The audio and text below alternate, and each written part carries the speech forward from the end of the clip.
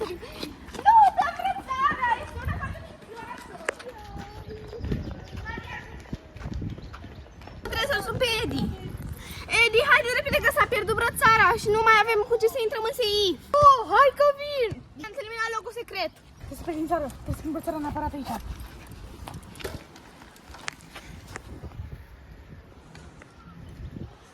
Mi-am pierdut brățara, cum dau de nesimțitor? Ce-i asta? Cardul mafii sârbești! Cred că Negrea Patrick Ștefan are poză care seamănă cu băiatul care mi-a furat ăsta. Trebuie să merg la locul secret. Uite, am găsit aici omul cardul. Hai să-l băgăm, nu, stai să băgăm în computer. Uite, Negrea Patrick Ștefan vrea să plece în Serbia. Hai după el! După el, haide! De repede, că nu vreau să plece în Serbia să-l pierdem. Hai! Gata, mai am puțin până să se dea să scap în 2 secunde și ceva.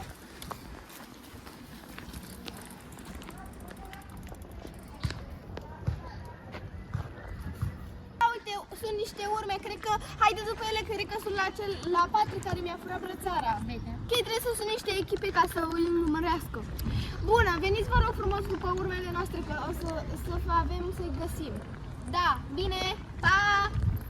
Că îl luăm după urme, dar să luăm pe jos pentru că așa putem să-l găsim mai repede. Am pic să parchez, am niște urme de mașină. Hai că o las aici că poate să mă prindă. Și o să pun și o bombă aici la tufiș, că poate o să scap de ei și o să trec vama ilegal.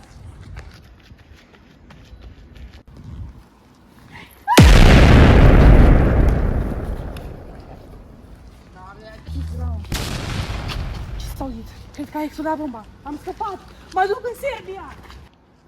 Ce s-a întâmplat? Hei, Edi, ești bine? Hai, ridică-te! Oh, piciorul! Au, piciorul! Încearcă să te ridici! Mă duc să iau trusa de prim ajutor! Mă duc să iau trusa de prim ajutor! Ok, hai să luăm asta!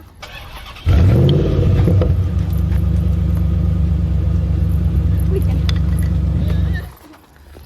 Între mașina, că poate ne fură. Ești bine?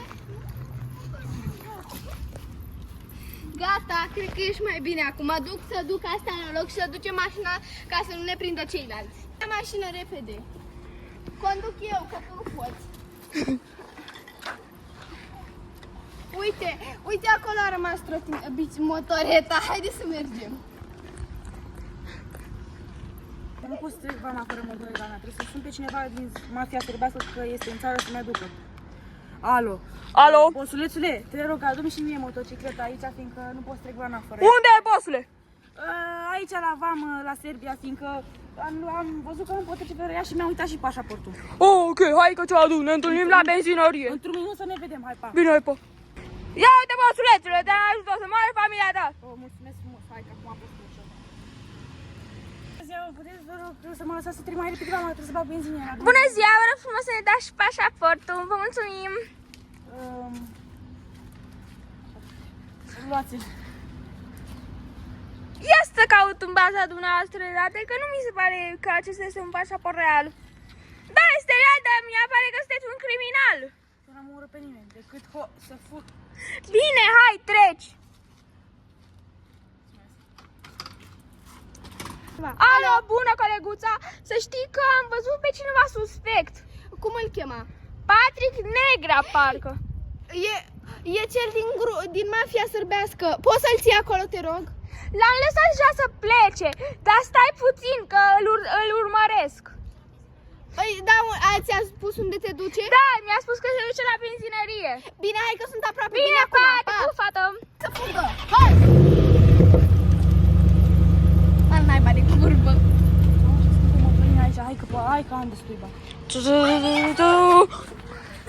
Dar ce-a făcut? Ești criminalul Patrick Ștefan Negre, așa te cheamă, nu? Dați-mi pașaportul, că ați trecut de vamă, dați-mi acum pașaportul. Uite-ți pașaportul meu.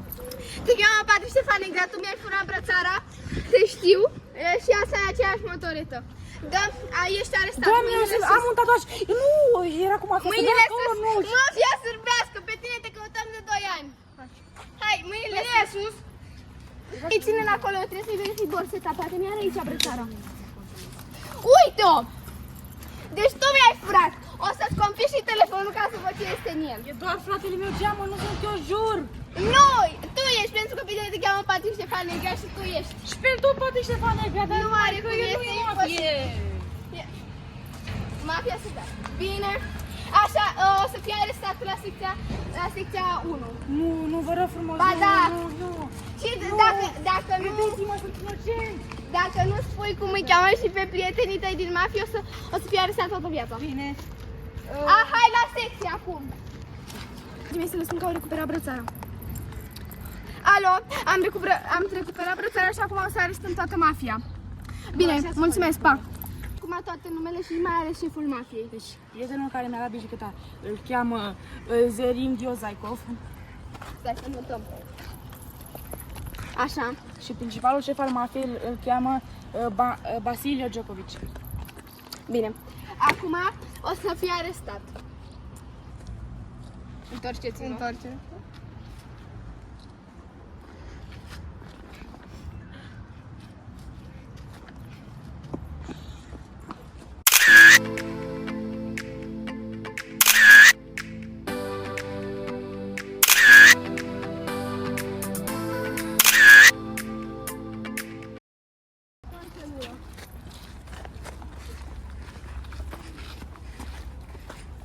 Bun. Aici va fi camera ta. Vei avea un prieten și o să-ți dau și de mâncare provizii. Uite, astea le ai ziua pe prânz. Nu mai dai și da, și salată.